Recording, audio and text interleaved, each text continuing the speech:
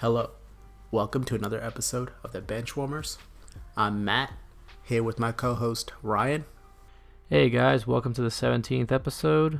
Don't forget to follow us on Twitter at Benchwarmers06, Google Play Music, Apple Podcasts, SoundCloud, Stitcher, and YouTube is where you can also subscribe to us. On today's episode, we'll continue discussing the NBA playoffs, round 2, and possibly some foreshadowing of round 3. The Benchwarmers.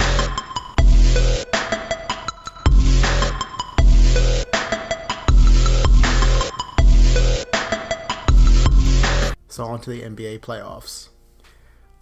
We'll start with the Eastern Conference. The 1 seed versus 4 seed, Toronto versus Cleveland.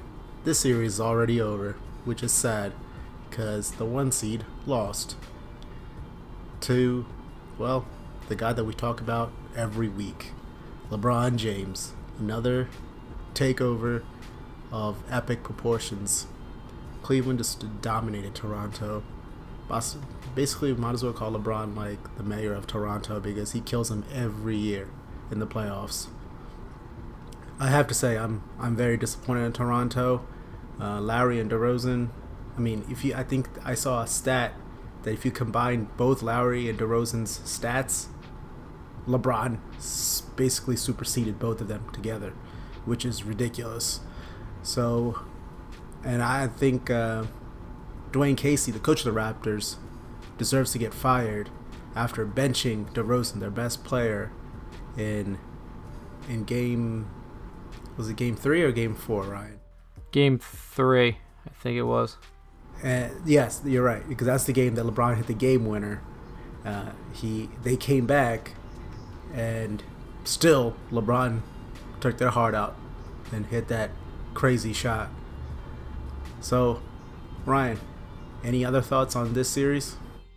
Well, speaking of taking hearts out, after Game 3's loss, really, but in general, that entire game, if you watch DeRozan, not necessarily Lowry. Lowry still played his heart out the entire time. DeRozan gave up, it looked like.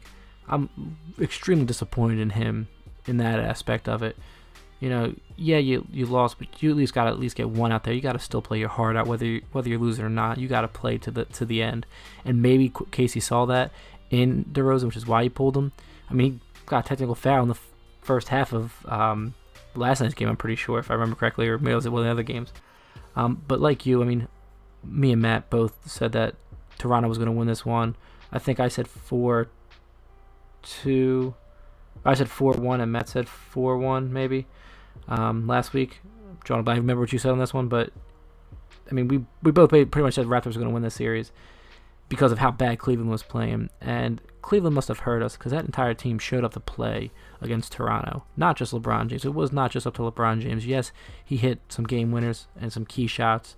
I'm not saying that, but he showed up to play, and Toronto sat on the sidelines. Views from the 6 is going to be at home now. That is all I have to say about that. Good luck sitting for the rest of the postseason because you guys are a big disappointment to Toronto.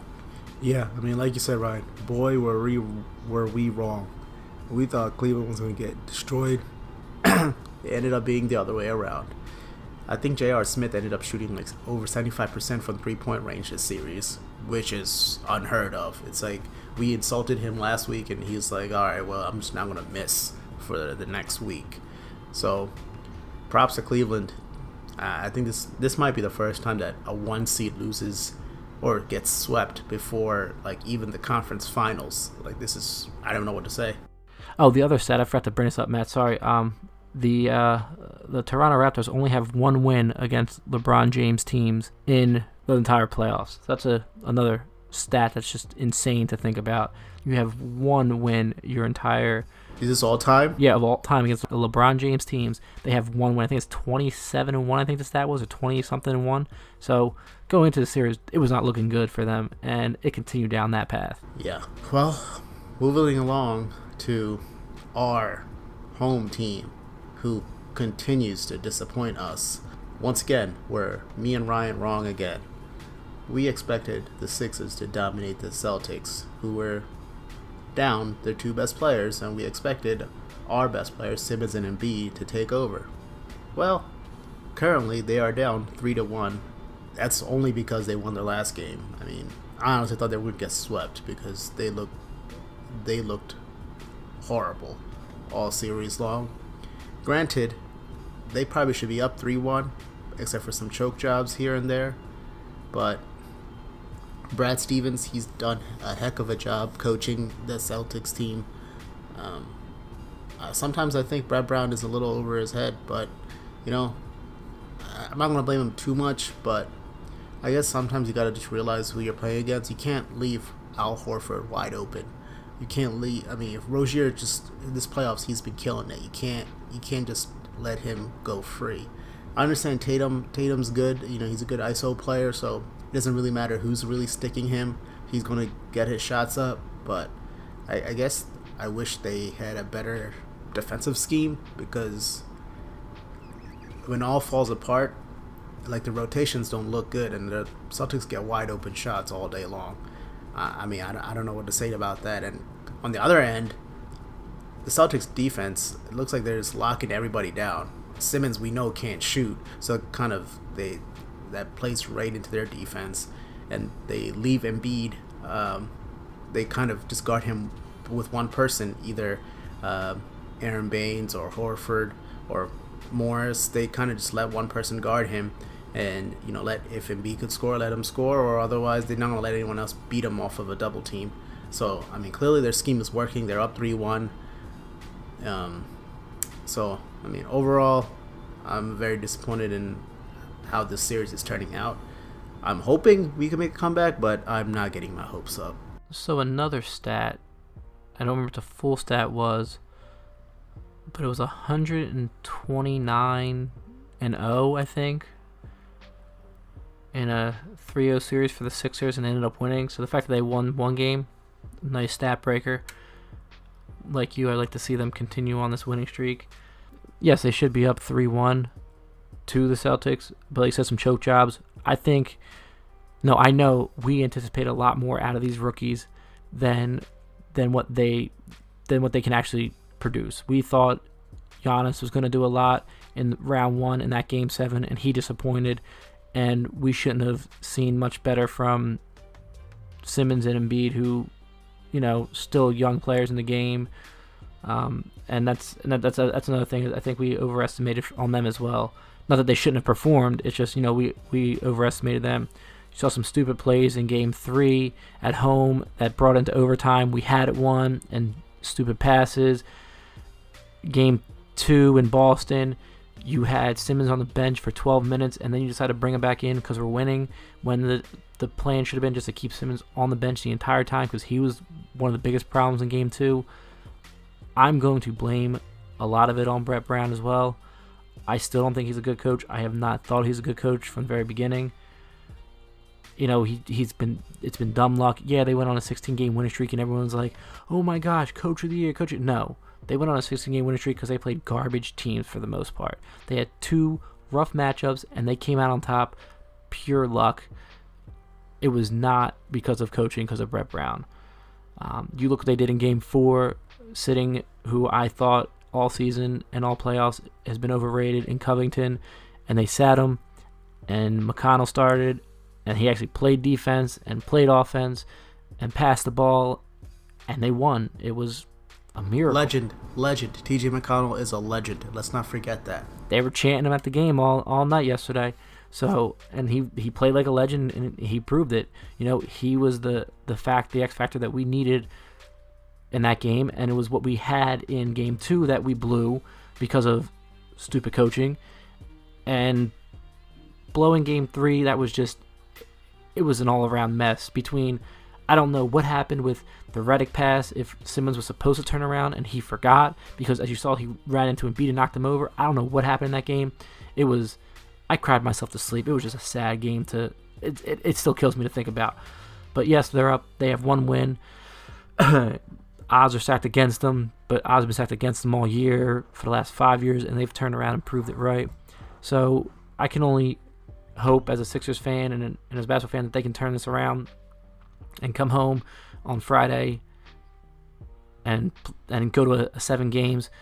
You know, Sixers in 7 for the 76ers, it'd be nice, but, I'm not getting my hopes up to take it a game at a time. If they can come out swinging and playing great defense like they did in Game 3 and stopping Rozier and everybody else on that team and just, playing lockdown defense and smart offense, not turn the ball over like they didn't do, and play the way the Sixers played at the end of the first half of the season instead of the way they played the way they played at the end of the second half of the season, and instead of the first half of the season like they did in those first 3 games, they can come back and actually beat this team, because this team isn't there out playing them. Like you said, Brad Stevens is a fantastic coach, and they're getting their guys to the right spots, and we play those first 3 games like we were the first half of the season Sixers, and not the second half season Sixers like we did in Game 4.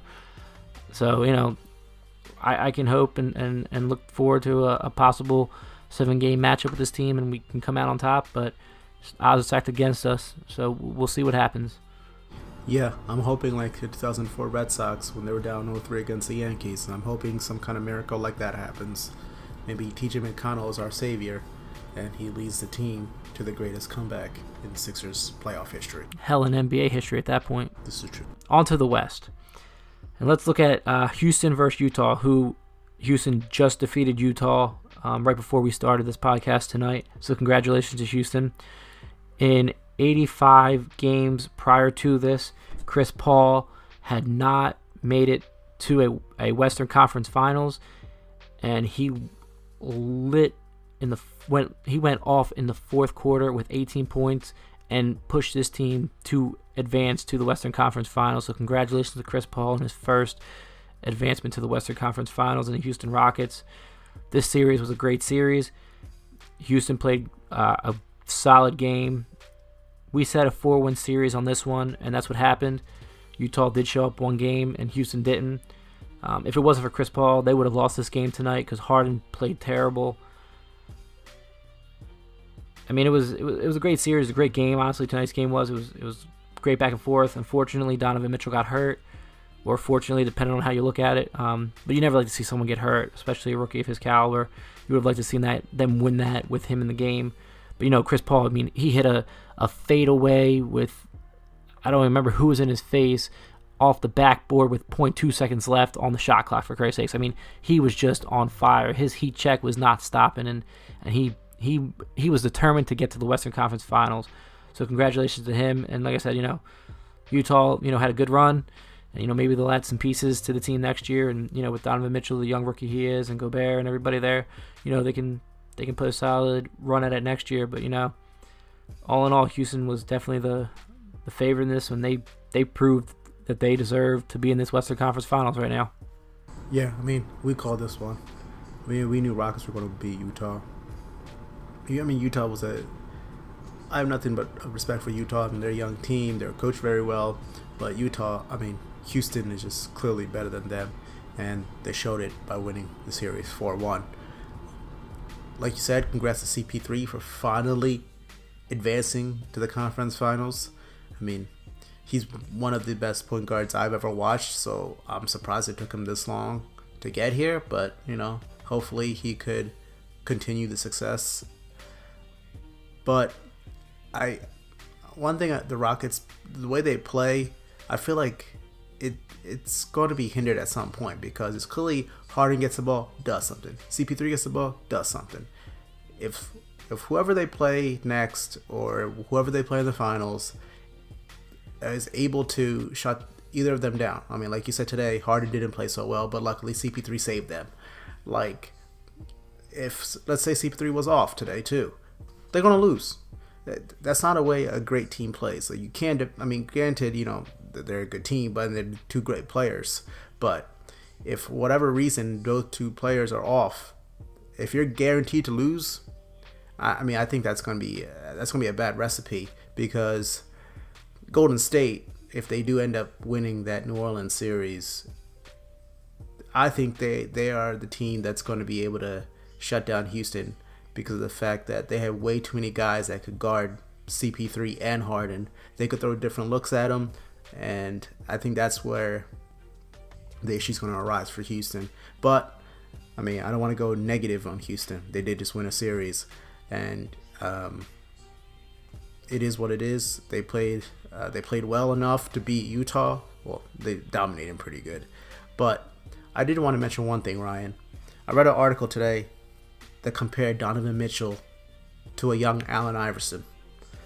And I laughed at that because Donovan Mitchell's a good player, very good player. But why compare him to a legend like Allen Iverson? Like, yeah, they're both volume scorers and, and they play hard and everything else. But come on, AI, you can't compare him to AI just yet. Like, even rookie AI was killing people. So I just thought that was a bad comparison, I would say, as of right now. Maybe because I'm biased and, me and you are both big fans of AI, and we're Sixers fans, so maybe we have a bias towards that, but I just thought it was ridiculous to compare Donovan Mitchell to Allen Iverson. Well, let me touch that point, and then I'll get to the other point I wanted to speak of beforehand, but it's any small point guard. I've realized they want to compare point guard, shooting guard to Allen Iverson. If you remember when Isaiah Thomas was going off last year, they compared him to Allen Iverson's career at his age and what he was doing. It's just anybody they want to compare to. I don't disagree. I think it's kind of, a stretch right now. But, it's just like anybody when they're playing great. They want to compare they want to compare LeBron James and Durant to Jordan and all that. Then, these young short guys they want to compare to the Allen Iverson, the legend that he was. So, people just always want to compare young kids to the legends of past, and I don't really see it. It was a different game back then, number one, than it is today, and number two, you just can't. They're not there yet. Give it some years, and then maybe we should be talking about it. But even then, just I don't see a point for it, and it's just people talking. It was probably a Utah Jazz fan, if I had to make a guess, talking about it. But yeah, I don't really see the whole comparison just yet. I mean, yeah, like I said, he's a great player. I'm not taking anything away from Donovan Mitchell, and maybe there's some bias, like you said, because we're big Allen Iverson fans. But honestly, it's just I've noticed it's with any small point guard, shooting guard, they're going to compare him to Allen Iverson. It's just what people do when they do good.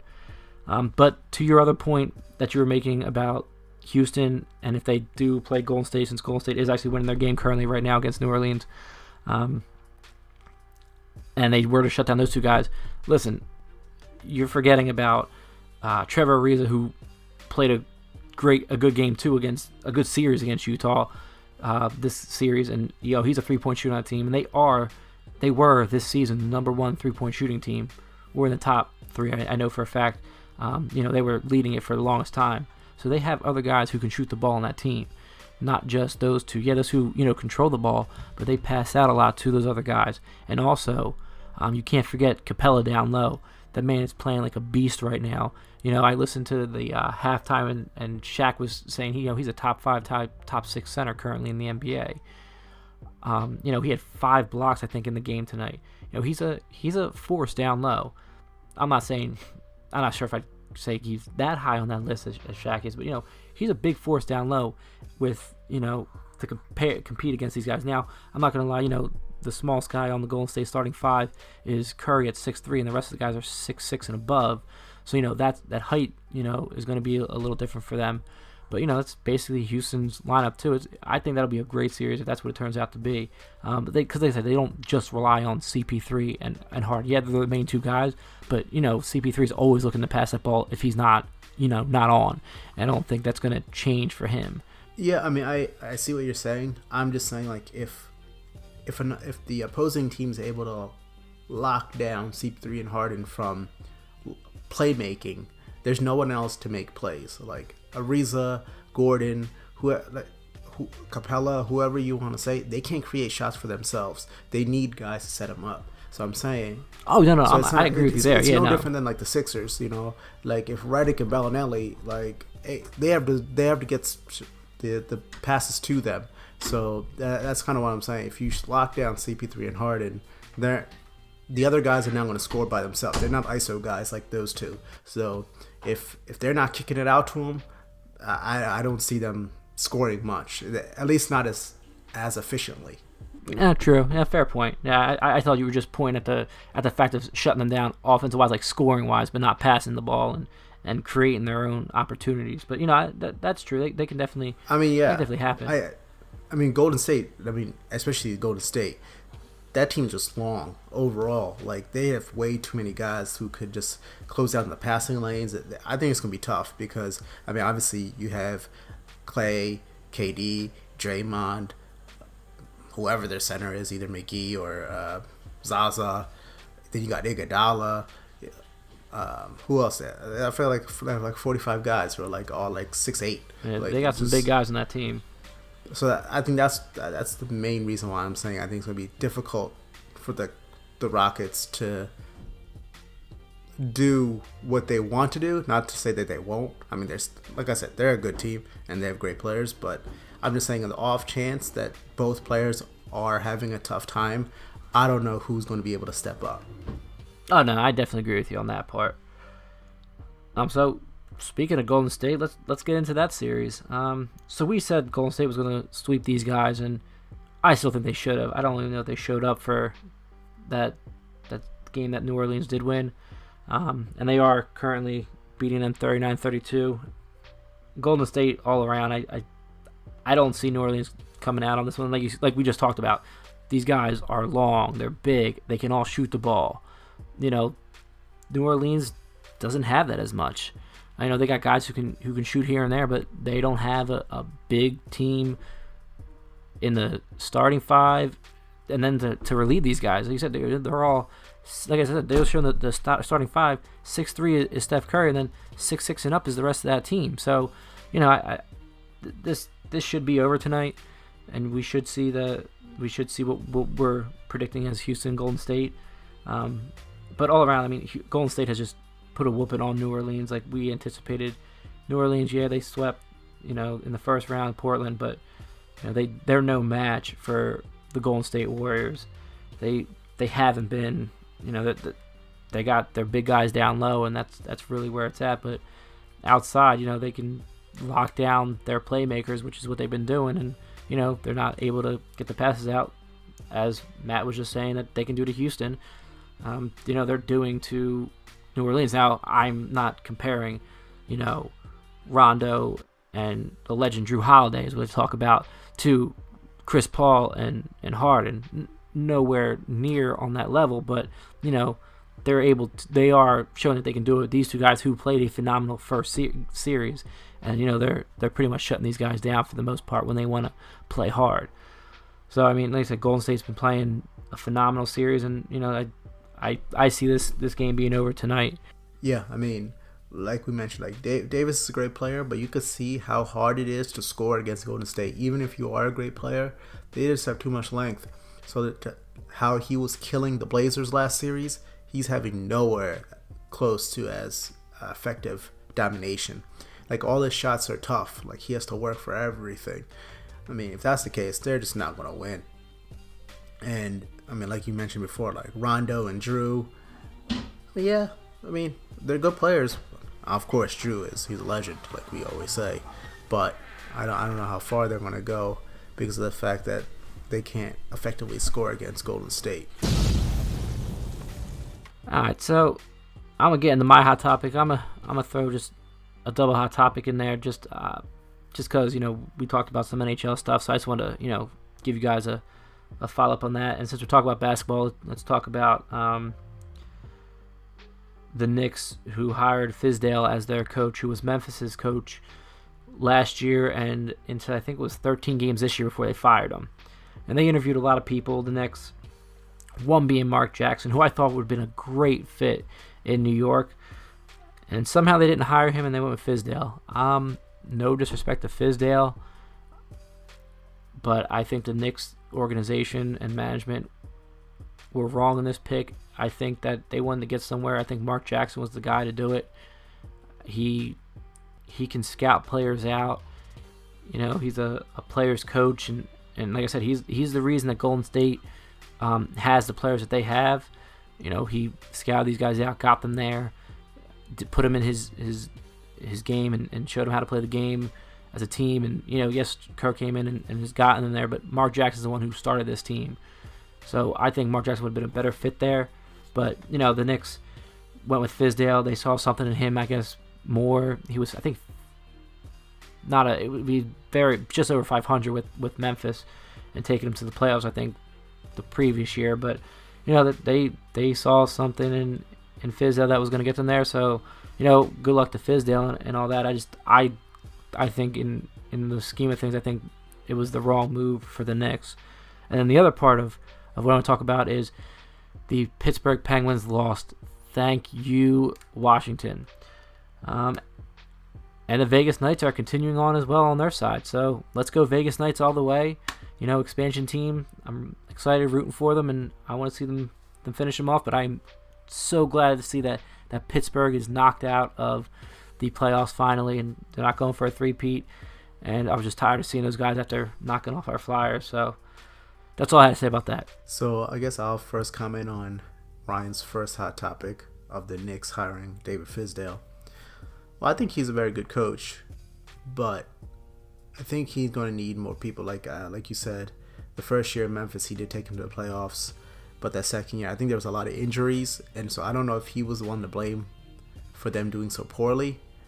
So I don't want to give him 100% of the blame, but I think he's definitely a very good coach, but I don't know if the Knicks team is perfect for him. As you mentioned, Mark Jackson, he made sense only because, he used to be a former Knicks point guard, so it made sense. And like you mentioned, he did contribute to the Golden State roster the way they are currently. So I could see why you think Jackson is a good fit or better fit than Fizdale, but I think Fizdale could do a decent job also, as long as Porzingis is healthy and they're able to lure a free agent. Maybe LeBron James, because Fizdale was that assistant coach in Miami back when LeBron was on Miami too. So maybe he could somehow get LeBron to come to New York. And then to your point of the NHL playoffs, I'm surprised the Capitals actually won and they're going to the Eastern Finals. They usually choke somehow, but somehow they were able to beat Crosby and the Penguins. So congrats to them to finally advance that far. But I'm sure they'll somehow mess it up. And like you mentioned, Vegas all the way. I think we said that last week also. We want the Vegas Knights to win the Stanley Cup in their first year. On to my hot topic for this week. Ichiro retires. Ichiro has been a legend in the MLB ever since he first started playing in 2001. He was the Rookie of the Year and the MVP in 2001. I mean, I'm pretty sure he must be the only one to ever do that. He batted .350 in his rookie year, which is ridiculous. And if I'm not mistaken, I believe the Mariners actually might have won 115 games that year in the regular season. Granted, they did lose in the playoffs relatively early, but from Ichiro's standpoint, I mean, he's been killing it ever since he came into the league. He's a 10-time All-Star. Like I mentioned, he was the MVP and Rookie of the Year, 10-time Gold Glove Award winner. So, I mean, overall, I think he's obviously a Hall of Famer. He ended up having a batting average of .311 in his career. He has over 3,000 hits, and if you include his Japanese professional career, he would have been number one in hits. He would have passed Pete Rose in hits if you combine both the MLB and the Japanese league. So, congrats to Ichiro to have such a great career, and he's clearly going to be a Hall of Famer whenever his time comes.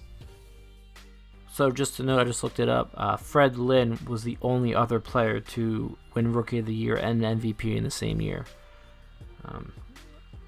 But to Ichiro's point, congratulations to Ichiro. He said he had a great run. It's sad to see a great player go, but he was getting to the end of his career anyway.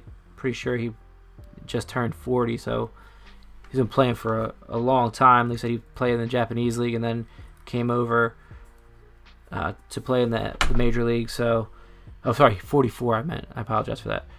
But he came over to play in the MLB after a good amount of years in the Japanese league. So he's put his time in, and he said he was a great hitter, a great fielder. And like I said, when the MVP does come around, when Hall of Fame does come around, I think he'll be a first-time Hall of Fame ballot just by sheer stats.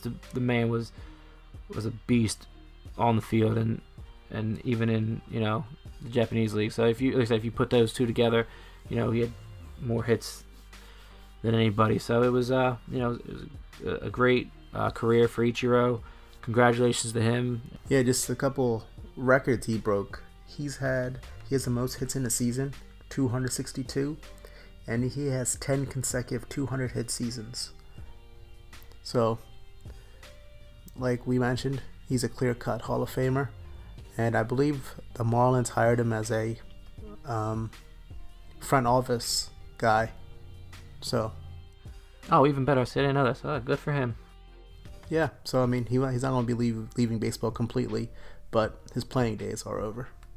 Well, that's all we have for this week's episode of the Benchwarmers.